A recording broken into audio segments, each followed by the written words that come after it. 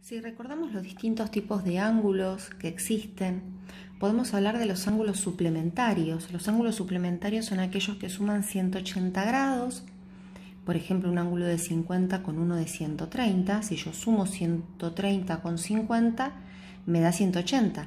Esos ángulos se llaman suplementarios, simplemente por cumplir con la característica de que entre ellos suman 180 grados. Tenemos también los ángulos complementarios, son aquellos que suman 90 grados. Entonces podría ser, por ejemplo, un ángulo de 40 grados y uno de 50 grados. Si los sumo, son complementarios porque suman 90 grados. Después tenemos los ángulos adyacentes. Los ángulos adyacentes son aquellos que son suplementarios, o sea, suman 180 grados y además son consecutivos.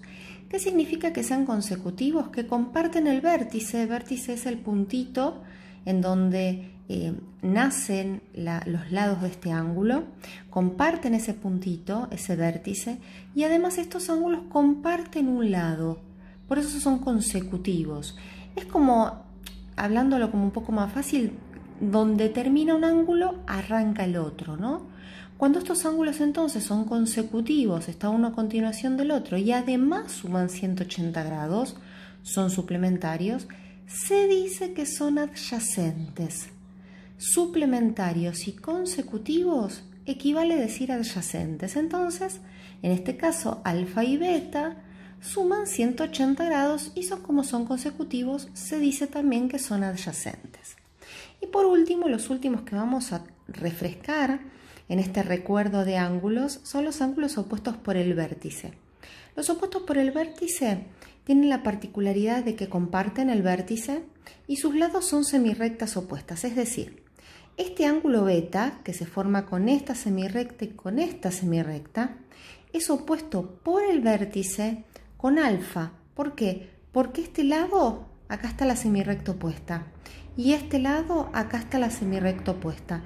Entonces, beta y alfa son opuestos por el vértice. ¿Y qué pasa cuando son opuestos por el vértice?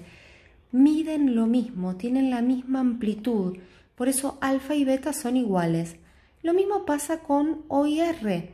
Fíjense, este ángulo, que sería O, me voy para el otro lado, donde sigue este, opuesto por el vértice es también O con R. Entonces O con R también miden lo mismo. ¿Cómo hacemos para llevar toda esta información a un ejercicio? Bueno, acá tenemos un ejemplo. Supongamos que tengo este gráfico. Alfa mide 65 grados. ¿Cómo calculo beta? Bueno, alfa y beta, si ustedes se fijan, fíjense qué forman acá. Forman un ángulo de 90 y acá hay como una especie de cuadradito. Eso justamente se pone cuando el ejercicio quiere indicar que estos ángulos forman un ángulo recto, suman 90. Entonces, ¿qué pasa? Son complementarios, suman 90 grados. ¿Cómo hago entonces para calcular beta? Bueno, puedo hacer, como alfa lo voy a poner acá y beta son complementarios, suman 90 grados, ¿cómo puedo hacer para saber cuánto mide beta? Hago 90 grados menos 65, ¿sí? Cuando hago esa cuenta, tengo 25 grados.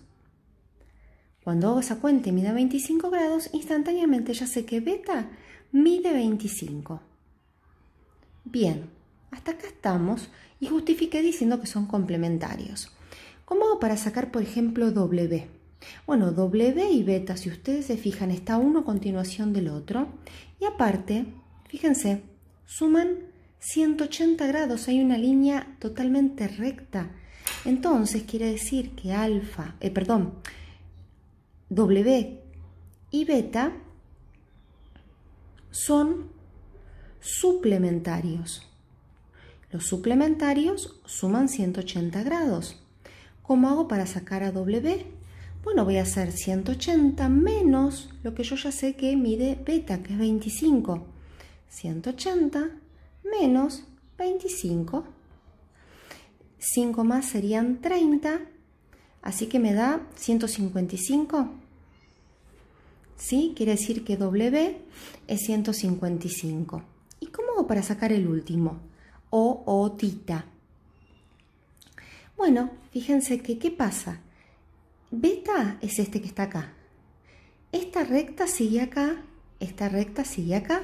Quiere decir que beta con O son opuestos por el vértice.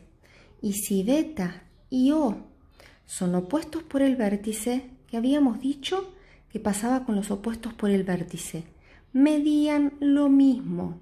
Entonces O va a medir lo mismo que mide beta, 25 grados. De esa manera justificamos y pudimos calcular cuánto valía cada uno de los ángulos que nos faltaba.